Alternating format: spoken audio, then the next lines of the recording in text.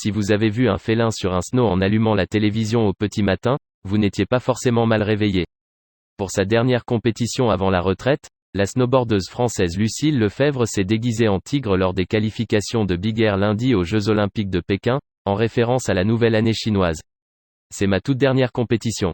Je me suis blessé au genou dans le slopestyle, donc je n'ai pas pu faire de figure aujourd'hui, c'est plus amusant de concourir déguisé, a expliqué la snowboardeuse de 26 ans.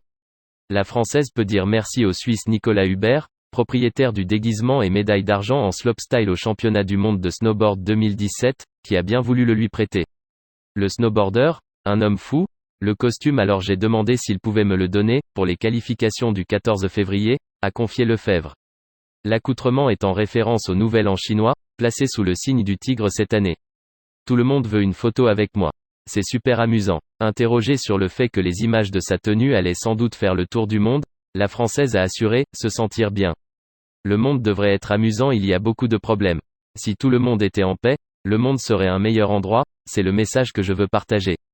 Lefebvre, 2 podiums en Coupe du Monde durant sa carrière, a terminé 29e aux qualifications du Big Air lundi après avoir été éliminé de l'épreuve de snowboard slopestyle de Sezhou dès les qualifications également.